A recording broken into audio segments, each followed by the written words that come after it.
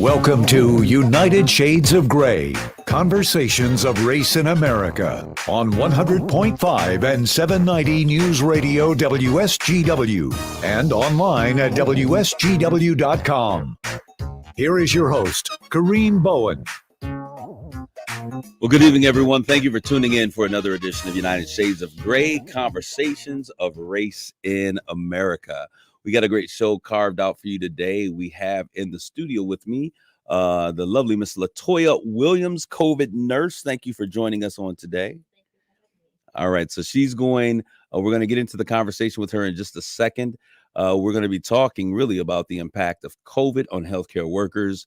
I've had some conversation with her and just the stories that she shared and her experiences through the duration of this pandemic have been absolutely amazing. We're going to get into that conversation.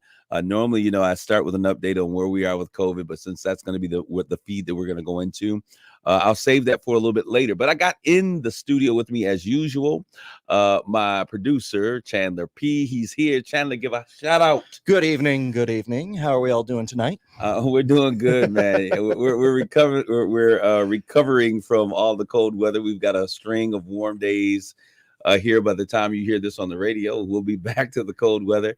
Old man winter is sticking around just a little bit, so I'm excited about Christmas. I'm a Christmas guy. I was born and raised to be Christmas. We are really a Christian family, so we know that for us, Jesus is the reason for the seasons. What we grew up saying, and that's what we believe. But I enjoy the holiday season, the shopping, the lights, the Christmas trees, the people, the family getting together.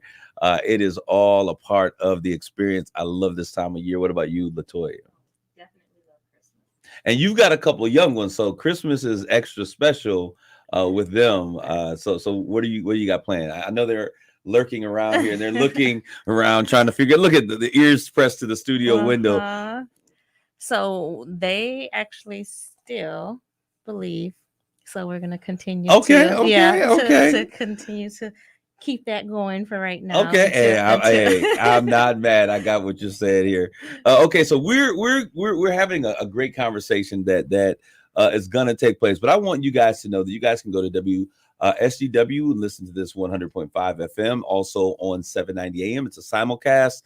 You'll catch both of these broadcasts, and you can listen to them once again if you're listening to us via social media.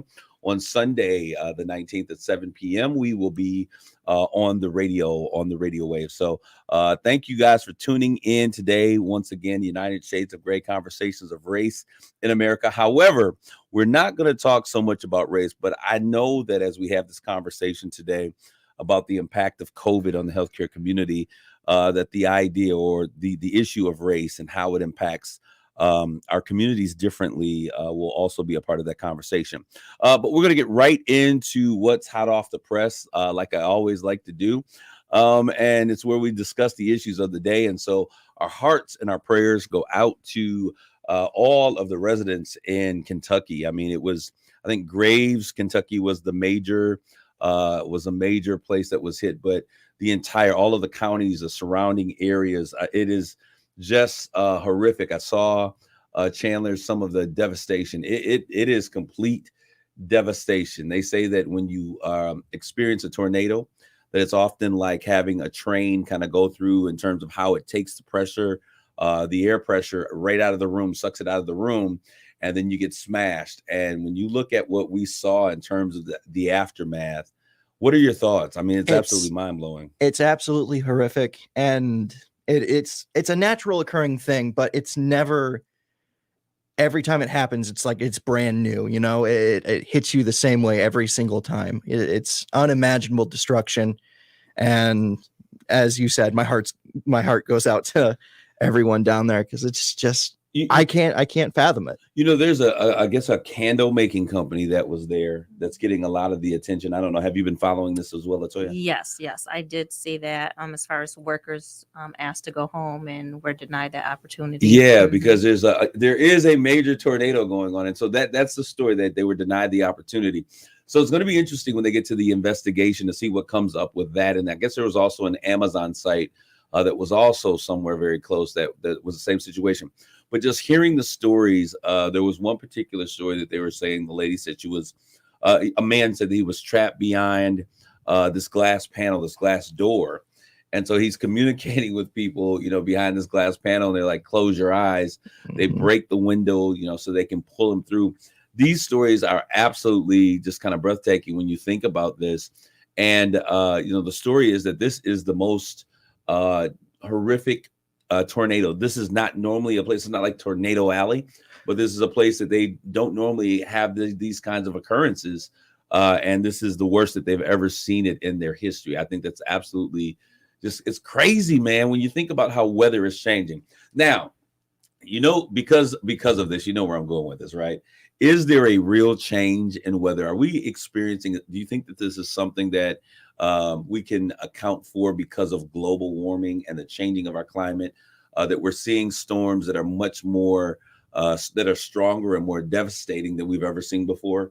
What are your thoughts? Or is this just, that once in a lifetime occurrence? What are your thoughts? As somebody who's lived through a lot of once in a lifetime occurrences in his life, just according to what people in the media have said, I'd have to say probably a little bit of change going on, definitely. And it's probably a sign of what's to come. More like, much less like, oh, this is just the new normal. No, this is ramping up. So do you believe that climate change is a real thing? There's a lot of people who don't believe that it's real. So do we believe in climate change? I'll tell you that based upon what I see that here in Michigan, when I was growing up as a kid, we used to have real winters where there was snow and you'd have to shovel and plow and that. I was going to say that when we were talking about real Christmases and stuff like that. It's feeling real distant right now with the green we got going on. And we got, rain coming and the weather and the temperature. We just don't see those types of temperatures and that type of climate effect anymore in Michigan. But we're seeing these storms that are very devastating and that are impacting, the hurricanes the season is the same, but it's expanding itself. And it seems like we're having more hurricanes this year than we've had in previous years. And so it seems like every year there is something more. And so a lot of people are saying, hey, climate change does not exist. But we have so many, proof positive examples of it's changing our climate. And it's not an instantaneous thing, but keep this in mind, as far as like the climate of the planet goes.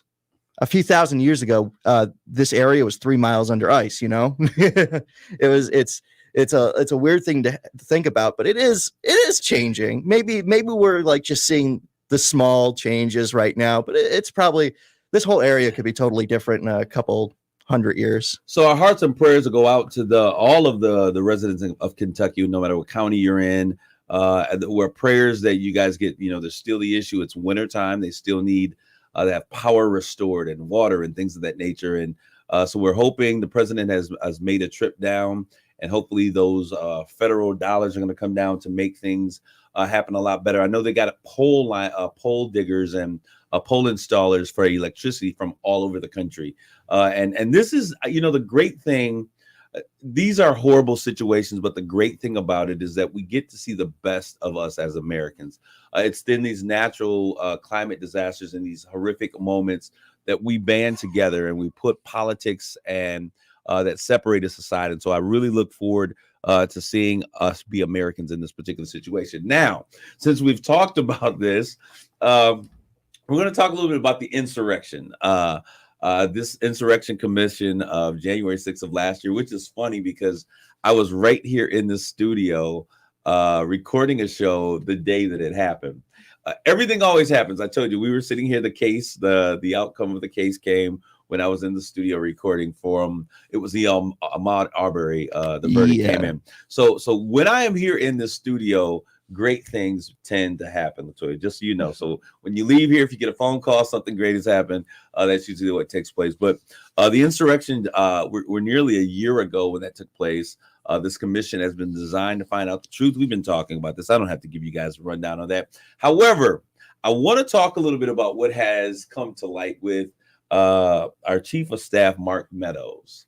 And so Mark Meadows, he decided, yes, I'm going to go ahead. He wasn't going to follow Steve Bannon's path. of refusing to testify. So he comes in, he gives thousands of documents, text messages, emails, and all of this stuff. Then all of a sudden, he decides, I'm no longer going to cooperate. I wonder what happened. I'm sure he got a presidential text, a post-presidential text, and said, listen, dude, you better squash this. But they began to go through the trove of information that they've provided for him. And it's interesting because they now see that on that day, there's text messages and emails that were being sent, to him saying, listen, you got to stop the crowd. You got to, get a hold of President Trump. Tell him he needs to stop this crowd from going crazy. Someone's going to get killed.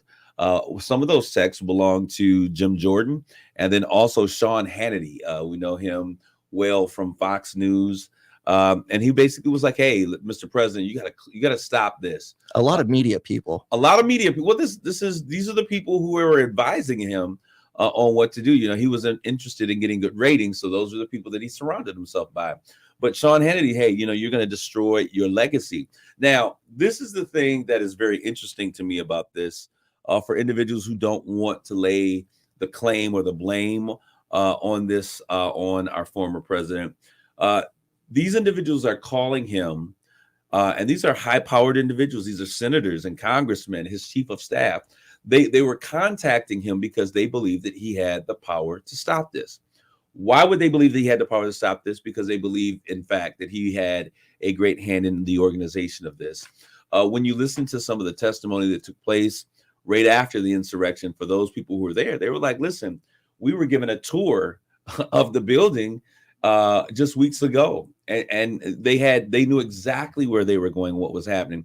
And so I believe our greatest fear is coming true, that many of our men and women of Congress, they have compromised themselves for Mr. Ego in chief, to be a part of this entire insurrection. And they've compromised themselves, and they actually were probably a part of this. And I think that as this goes on, we're going to find out just that. And it's sad to think that we have come to a place that we're more concerned about loyalty to individuals and personalities than the oath that we make to our country. And so it's going to be interesting to see what happens after we continue through this insurrection commission. This Build Back Better plan. Now, I don't know. I'm not a guy who I don't really pay attention a lot to everything that Congress does. I know that this Build Back Better, they did the infrastructure piece for 1.2 or whatever this $1 trillion. There's this 1.75 social spending thing that's out there that's been looming. And now it seems like it's likely going to be pushed to 2022 because Senator Joe, the conservative Democrat, or the should we say the conservative liberal Republican? I don't know what to call him these days. But this is the thing. With everything that is going on, we see that inflation is at a 40. This is a lifetime high inflation for me. It's a 40-year high. And we see that we've given money. And I said this from the very beginning. Those of you who follow the show, I said, listen, when they started giving out all of this money and they started doing all of this stuff, I said that if they continue to do this, that we were going to have to worry about inflation. Now we're sitting here with inflation, lifetime high inflation, 40 years. And it's going to be interesting to see what happens. Now we have the Federal Reserve coming in, Jerome Powell, who is the chairman of the Federal Reserve, saying, listen, those days of low interest rates, take a picture of them because they're getting ready to disappear. And so now there's a need to increase our rates to balance off inflation. I think here in Michigan, if I'm not mistaken, we have a $15 an hour for minimum wage increase that's going to take place sometime mid-January. I think that's we? I got to start reading the news more. Yeah, you do. and so I'm wondering how that's going to impact Michigan and its personal and our inflation as a state. And so it's going to be interesting to see what takes place. But I think that we've got to begin to be concerned about balancing budgets. This is something that I'm not always. I think that we need to take care of those that are a part of our nation. I think that we have to take care of the poor. I believe in all of those things. Like I told you, I have a lot of conservative views about a lot of things, but now I think it's time to clamp down on our spending because inflation is real. So when you go and you're trying to get a box of eggs, you know, they used to be like $3.75, and now I think someone told me that a box, not a carton, but a box of eggs are now like $12 and something. I mean, how can a restaurateur continue and to make money? Because at some point there becomes a point, an inflection point, that people are going to say, you know what, we can't afford to go out and eat anymore. We're going to have to stay at home. And so now we find ourselves really putting in harm's way the very institutions that were impacted by this pandemic when they were forced to close. So we've got to begin to get conscious at some point. We can't spend our way into oblivion, but I do understand they want to influx capital so that we can begin to, you know, put capital and funds and people to work. But at the end of the day, there's got to be a balance between what we give out for free and you know, our inflation and that's taking place and now beginning to set in. So it's going to be interesting to see how high we go. We know that there was a release of some gas, and because people are standing at home, gas prices have begun to come down. I've just stopped caring. I mean, when you go to the gas pump, do you even look anymore? I mean, because you're going to have to pay it anyways, right? Oh, I do, because I'm a little bit broke thanks to the holiday season at the moment. But at the end of the day, Chandler P in the place to be, you're going to have to make sure that you get gas. And so we're going to have to pay it. So I said, I'm going to just stop driving myself crazy talking about how much I paid for gas, because we're going to have to pay for it anyways. All right. All right. So we're going to end on a more fun note. We have, and this is my guy, Michael Strahan. I love Michael Strahan. When he was on with Michael and Kelly, I watched him then. I loved his career. He is what I consider a quintessential good guy. He is a really good guy, and I've watched his career play out. And so this is kind of cool, because now he is a host on Good Morning America, and one of his assignments was that he was placed on this last ship that went up, Blue Origin. Yeah. And so he had the experience to be I don't know if they're calling them astronauts right now or whatever, because they are actually, you know, going past the threshold of space. That's a big title for space tourists. It is. Okay, so he's a space tourist, right? Maybe we'll call him a cosmonaut or something. I don't know. Give him some kind of title. But he had an opportunity to go, and it was funny because the first time it was delayed, but to see him actually be able to go, and it was funny. I was listening to the audio and how geeked he was. Like, oh my goodness, this is happening. He's showing his ID and taking pictures. It was just so funny. But 11 minutes into space, and I'm going to ask you guys a question about this after. 11 minutes into space, 3.5 minute arc of weightlessness that's experienced. Would you, in fact, if given the opportunity, go into space and take the ride on Blue Origin? No. No? What? Why not? Why not? I don't know. Space is the final frontier, you know? Yeah, I ain't going either, Latoya. Keep me on the ground. What about you? Would you do it, Chandler? I don't know, because there's always that chance it's the last trip you ever take. Yeah. It's a good question. I don't know. They've got balloons that take you up that high, right? If I really wanted to do it, they could not that high. I don't know about that high. We're actually breaking into the curvature. Yeah, we're just a bit beyond probably the balloon situation. But I couldn't do it. I think that I was made with legs, and I don't mind. You know, I'll fly, and you know, anything past a 12-hour flight is really challenging to me. You know, international travel, I've got to do it in pieces. So I can, you know, take the 6 hours and another 6 or 12 hours. Anything but beyond 12 hours is a lot. A trip to China, you know, flying really an entire day was absolutely, it was crazy for me, because I was like, okay, I kept getting, we're not there yet. We're not there yet. We're not there yet. I can't imagine even 11 minutes that high, out of control. And that first minute where it's all turbulence. Yeah, no, I can't do it. But shout out to my man, Michael Strahan, for accomplishing this feat. I think it's really cool. I think the space tourism, it's crazy. It's just kind of like we're taking this crazy amusement ride, and everyone's paying $1 million to go do this thing. More power to y'all. But that is not my thing, or what I would like to get done. All right, we're gonna change our conversation here. We got some time, and I want to get into this conversation because I want to make sure that this entire second half of this conversation is allotted to our guest here. Miss Latoya Williams, you are here today, hailing all the way from Saginaw, Michigan. Thank you for being with us on today. Thank you for having me. Well, you are here, and I just want to kind of just talk a little bit about you. You are from Saginaw, born and raised? Correct. Yes. What school did you hail from? I graduated from Bridgeport, class of 99. Okay, we're not going to hold that against you. Bridgeport, class of 99. It's all good. No, but so you're from Bridgeport, born and raised here in the city of Saginaw. Correct. Now, when you left, what school did you go to? Did you go to college anywhere? Or what yes. You do? So I originally went to Delta. I got my RN from Delta. Okay. I went back and got my bachelor's at Saginaw Valley, and then I graduated with my master's at Wadden University. Okay. So impressive in terms of how you did this thing. Now, when you started out in the medical profession, was this something that you always wanted to do? Like this, I want to be a nurse. I want to be in the medical profession. Yes, it was. Okay, so when you first started out this, what was your thought, or what images did you have in mind in terms of what it would be like to be a nurse? I thought it would be exactly what it's been, unless unfortunately this past year. But going in, helping people, trying to meet them at their needs where they're at right in the hospital, as far as to get better and to get home, and hopefully, see a positive. You don't think about the negative impact when you think of helping people. It's always the negative impact is what? The negative impact are the patients, unfortunately, that do not get better, the ones that do pass away in your care. So you always think about the ones that, I'm going to be a nurse. I'm going to get you better. I'm going to get you home. I'm going to get you. It's going to be great. Everything going to be. It's that 30-minute sitcom. You happy days. You come in, you have the problem.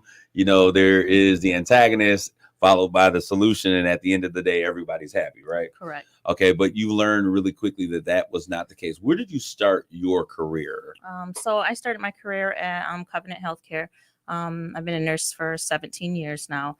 So I started on what they call 3 Main 3 North, which is a medical telemetry, so a step down unit. So I originally was there for a little over 2 years, went over to Select Specialty, which is what we call a long-term acute care. So for patients that have been in the hospital, but still need that high level of care, maybe on a ventilator, need to be continued to wean off the ventilator, then they go over to Select Specialty. So did you say 6th floor? It's the 8th floor of Covenant Harrison. 8th floor. I had an aunt that was on 8th floor. She it was a crazy situation that landed her there, and I'm not gonna put her business out there, but so so there is some specialty service that takes place on the 8th floor. Yes, we have patients that have really bad wounds that need wound care management. We have COPD patients that need extra care as far as breathing exercises and trying to wean them down from the oxygen so they can go home on a safe level of oxygen. So they actually, I learned a lot there. I was actually there for a total of 9 years there. Wow. But then I also worked occasional at St. Mary's. I was at St. Mary's for 4 years. I was at the VA for 4 years. So I've kind of floated all over. Wow. So you've had a very interesting start to your career. I can't wait to get into the conversation. For those of you who are listening, I'm here with, I call her COVID nurse. I don't know what her exact title is. We'll get to that as well. Latoya Williams, and she's going to share really what has been the impact of this pandemic on our healthcare workers. We've talked about first line responders. We call them heroes, but we really need to understand what is the impact. And Latoya, as we begin to chronicle this conversation and we begin to show individuals what is so important about this, I hope you guys are leaning in. The reason I want you to lean in is because I need you to understand whether you decide to be vaccinated or not. We need to do some communal things, basic things, washing our hands, wearing a mask, because as you will hear in her story, she wants to go home safely to her children. And COVID, when you come to the hospital, your desire is to get well, and their desire is to go home safely at the end of each night. So we'll talk more about this on the other side of this commercial break. Stay tuned with more of United Shades of Gray, conversations of race in America.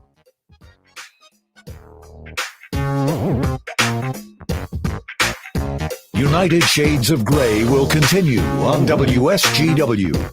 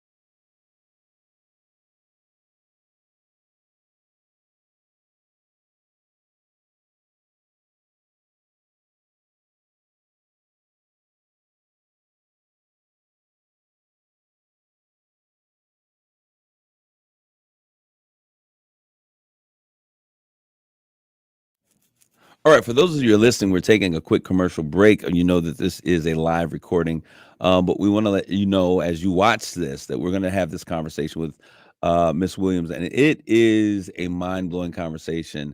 Just where we are as a nation, just what is out there, and what our healthcare workers really have been exposed to. I think this is worth leaning in and paying attention, so that maybe you may think a little differently when it comes to the decisions that you make about COVID, about the measures to mediate this from spread. So thank you guys for tuning in today, and continue to listen for more of this conversation.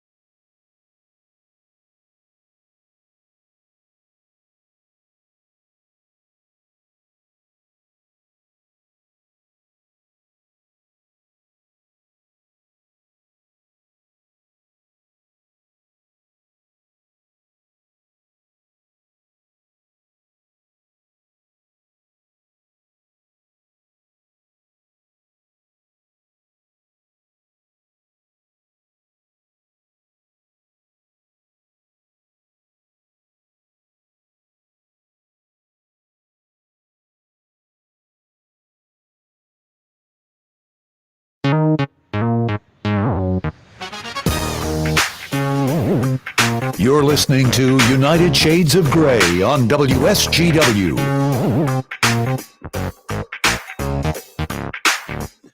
Hey, this is your host, Kareem Bowen. We're back with more United Shades of Grey. I am here in the studio with my producer, Chandler P. That's his new nickname, y'all. And I have with me the studio our special guest, Latoya Williams. Latoya, once again, welcome, welcome, welcome. And thank you for being here on United Shades of Grey. So I want to continue. Latoya is a nurse. She is from the Saginaw area, born and raised, and is doing some amazing things. So as you began your nursing career, you said, hey, I want to save people and want things to go well. I want to impact people's lives. Did you ever think in your wildest dreams that you would see something come to the healthcare industry or the healthcare world or the world in general, like we see with COVID? No, Never. never. Okay, so when and let's put this in perspective. Let's go back in January sometime. We were hearing, there's this new thing, this new virus that is out there, and we're going to talk a little bit about the difference between why this is the difference between a virus and a bacteria. I think that sometimes gets people a little bit confused. So in January, we hear this new thing that's coming out of Wuhan, China, and like bird flu and swine flu and all these other things, we were never really impacted to the degree that we are seeing this happen. This is coming out in March. The world stops. We now see it has entered in, I think, the Western Seaboard, somewhere San Francisco area, Washington State. Nursing homes are being impacted. And it seems like people are dropping like, excuse my language, but flies. We then see it move from the West Coast over to the East Coast in New York City.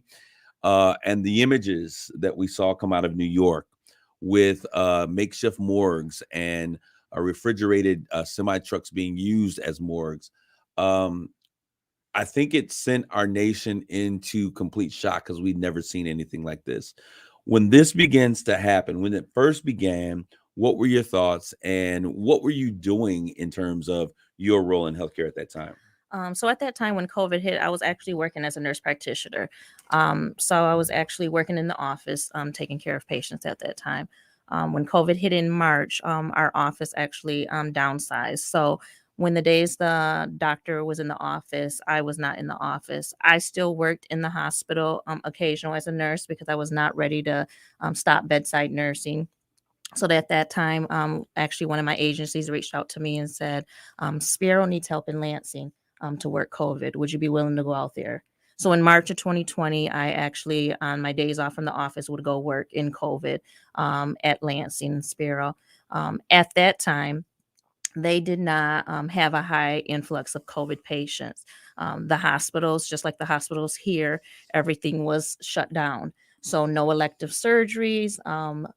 Most everything was literally. It was crazy. It was like Star Trek. I'm like, this is no.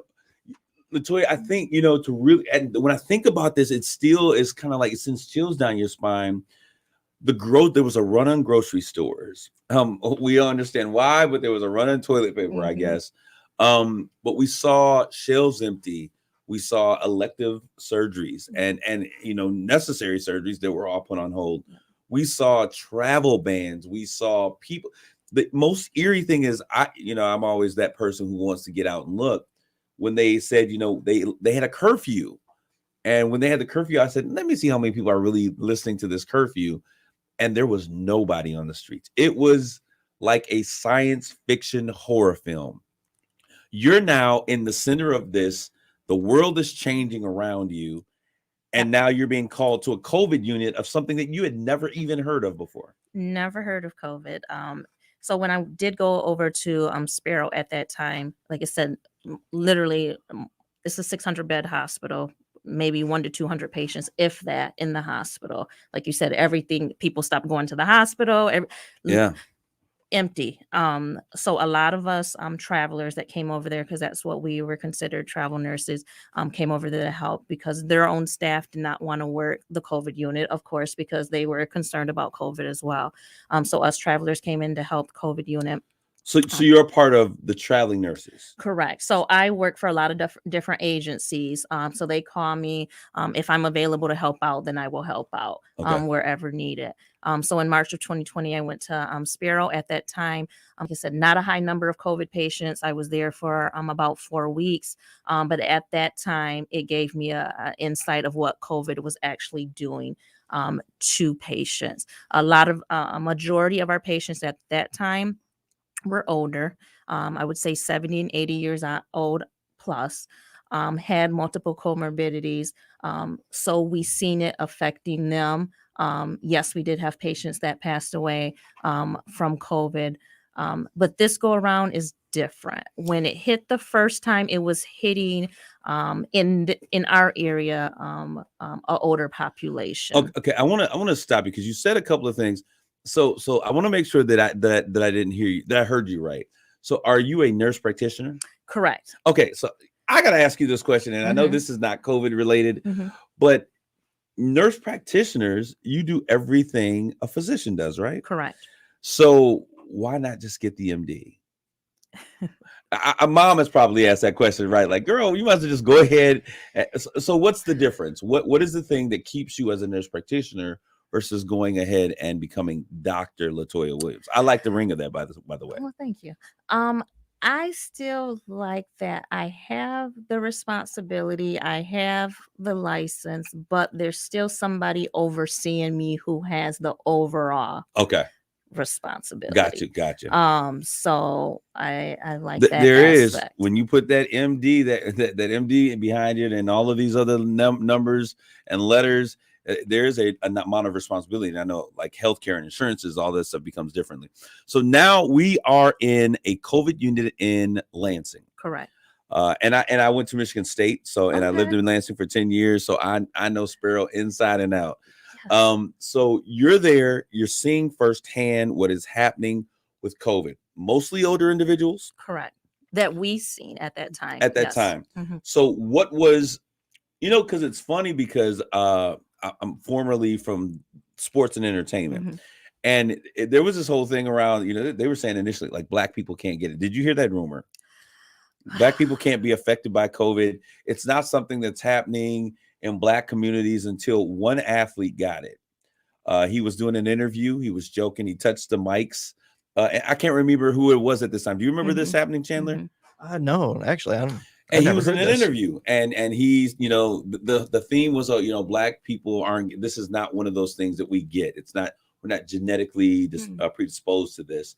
And he touched the mics and he tested positive for COVID. And then the reporter tested positive for COVID. Oh, And no. then all of a sudden we started seeing cases in the NBA of COVID. And that's when the NBA shut down. And I'm going to tell you, Latoya, I could believe everything shuts down. But when I saw the NBA shut down, do you understand how many billions of dollars this league is forfeiting by shutting down? Then I knew we were real. You knew you were real once you got to Lansing. Continue with what you were seeing down there. So in Lansing, actually, for me, it was, we seen COVID. The numbers there were not high. Right. So I was there for a total of 4 weeks. As I was leaving Lansing, Detroit numbers went up. Detroit was getting hit. So did you leave Lansing to go to Detroit? No, I did not. Okay. But Detroit numbers started to go up. So then that's when it kind of started to get in a reality to me. Like, I was in Lansing, I seen COVID, but I mean, we barely seen people die from it. Right. Yes, we did have a couple patients that passed away in those 4 weeks I was there, but we had patients that mostly recovered from it. Okay. Yes, they were on the high flow oxygen. We might have had to put them on BiPAP. It wasn't to the extreme that the ICUs were full or anything like that. So they actually, when COVID first hit, did not get a high number of cases there. But Detroit started to. So when I started to hear the stories of Detroit and they were starting to get like New York and having to make shifts out there, then it started to hit reality for me. Like, oh, wow, this is more serious than what I've seen. So when did you, quote unquote, become a COVID nurse? Because before you were just kind of nurse on call wherever you needed. Correct. So when you're jumping into the flames of this thing. Correct. So when I left Lansing at that time, I was still practicing, like I said, as a nurse practitioner. Our office started to open back up for virtual visits, phone visits. We were not seeing patients in the office yet, but eventually we started seeing patients back in the office. So then I started to get busy with that. So I was not able to help again with COVID. Well, I ended up getting a call in July of 2020 from another agency and said, we really need help. Florida, Texas, Arizona. Wow. We need help all over. Are you able to help us out? 4 weeks, 6 weeks. I've always wanted to do traveling nurse, and that was something I've always wanted to do as a nurse. So I felt like this was my opportunity to travel and also help with the pandemic. So in July of 2020, I actually quit practicing as a nurse practitioner and started to do full-time travel. So at that time in July of 2020, I went over to Florida. Miami and Fort Lauderdale were getting hit at that time, very bad with COVID numbers. So I actually went over they needed me in Hudson, Florida. So I went to Hudson, Florida, outside of Newport Richey, and I actually helped them for 2 months. This is now you're talking July of 2020. Mm-hmm. This is now, we are in full surge mode. Correct. And so now cases are everywhere. New Correct. York is trying to swim, in the midst of this.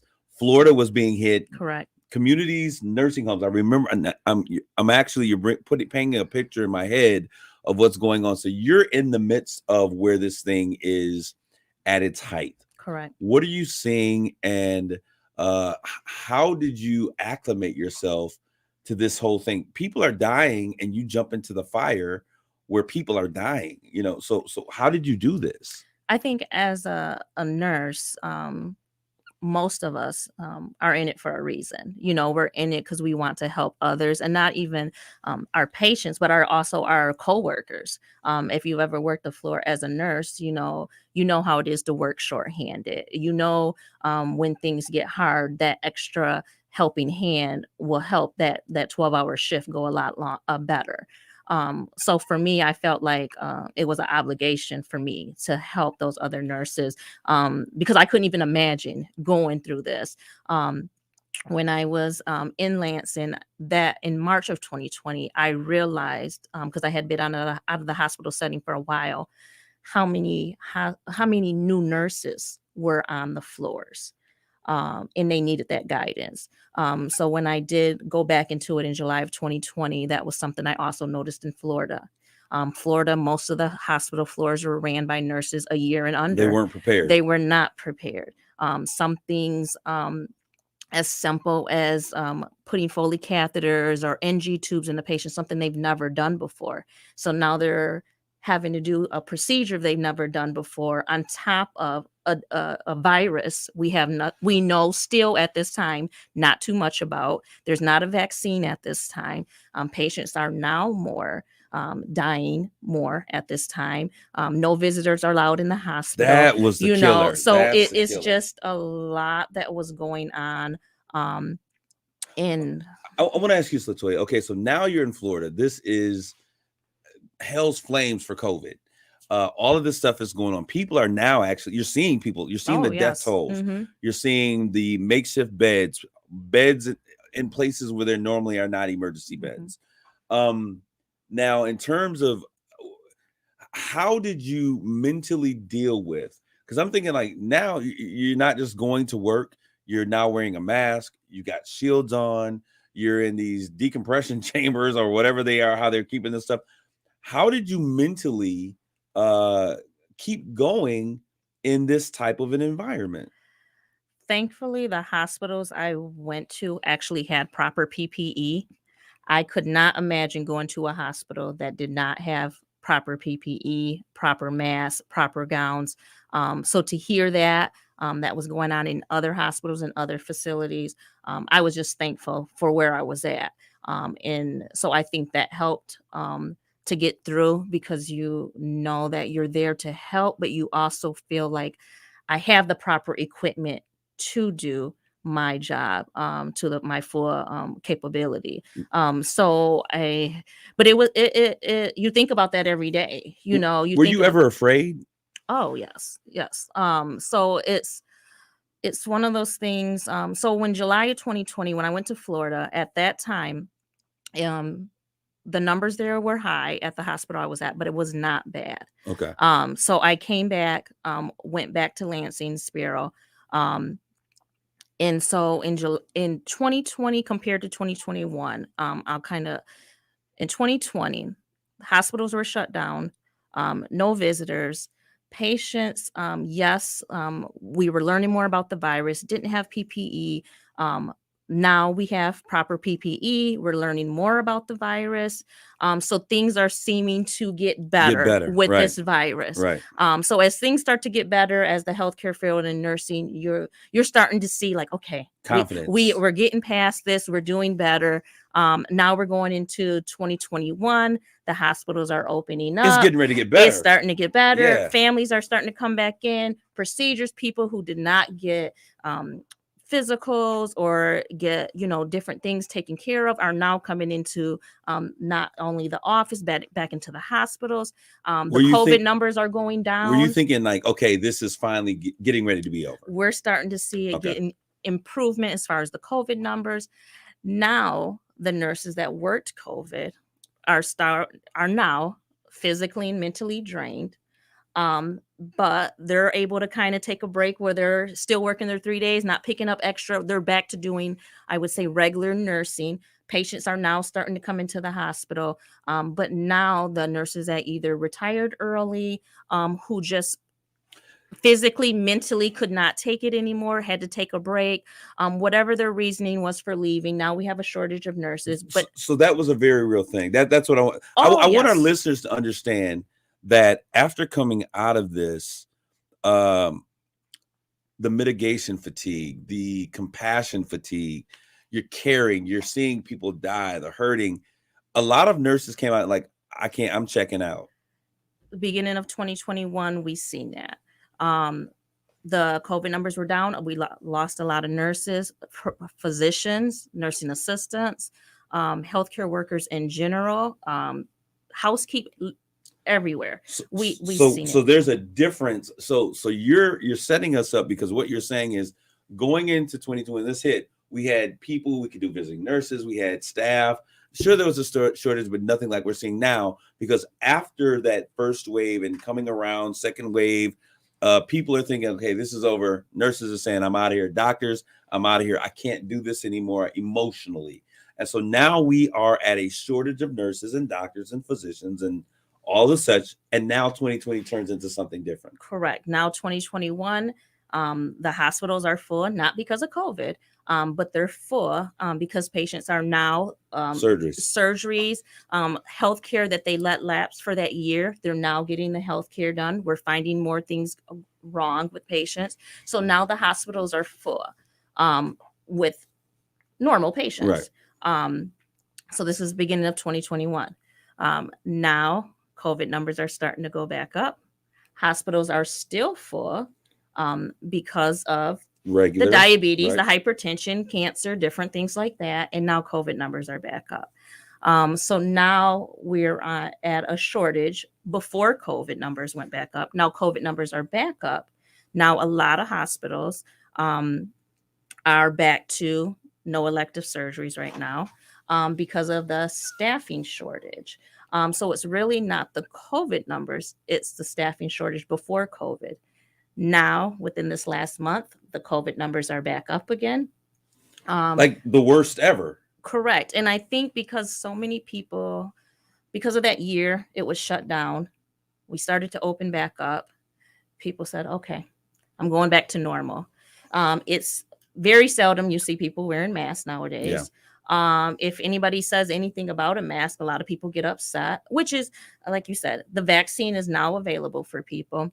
And I feel that everybody has a right on if they want to take the vaccine. Or I personally just got the vaccine myself in July of this year. And so I told patients when I worked the COVID unit, and that's what made me actually give the vaccine, is because in May, I went back to working the COVID unit. So even though I've been working in the hospitals this past year, I was not always assigned to a COVID unit.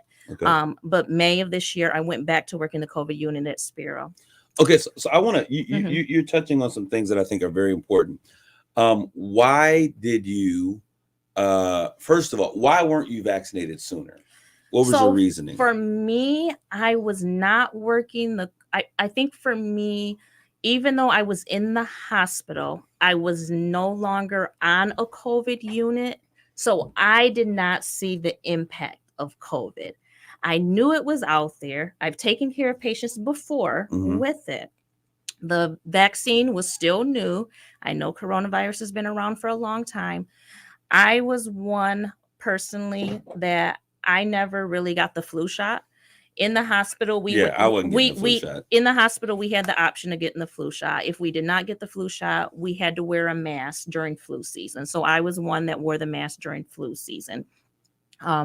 So I said, okay, it's a virus. You know, I feel that I eat pretty well. I exercise. My body's natural immune system should be able to fight it off. Okay, Latoya, that's what I need you to begin to talk about.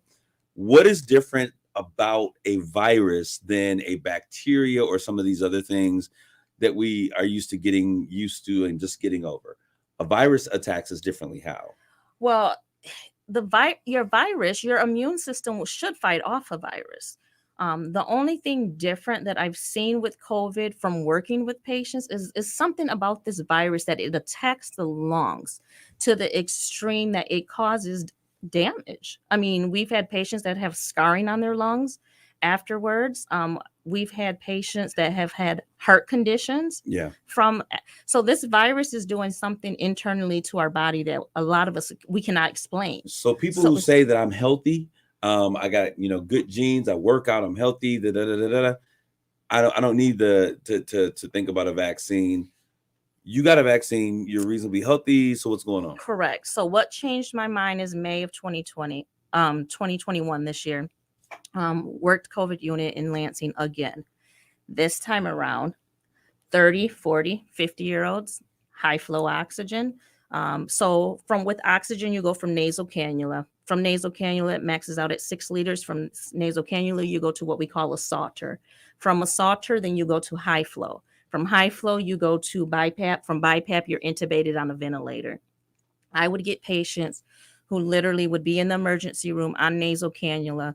By the time they got to me on the step-down COVID unit, we would be putting them on Salter within 24 hours, high flow, BiPAP, 2 or 3 days later, intubation or to the ICU.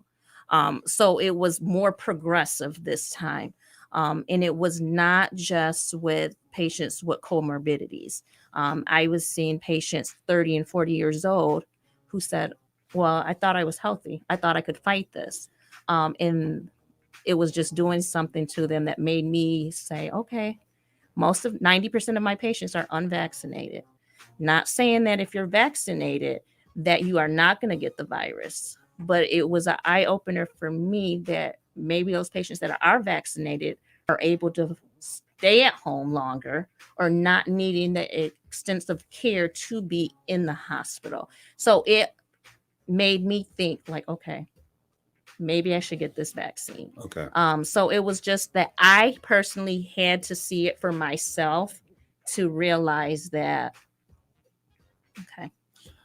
So, Latoya, I want to thank you for your time and coming in and sharing this with us. I think it's so very important for us to understand that, yes, we want to be healthy. And when things happen, we catch COVID, we don't want vaccinations, we run to the hospital because we want to be healthy. But you got to understand that there's someone on the other side of that hospital bed that desires to get home. She has young ones. We want them to be safe. So we want you guys to think through this. Get the vaccination if possible. She's not mandating that. I'm not mandating it. But I'm saying think about someone other than yourselves. If you don't want to be vaccinated, wear a mask, wash your hands, sanitize. Thank you guys for tuning in to this edition of United Shades of Gray, Conversations of Race in America. And until next week, grace and peace.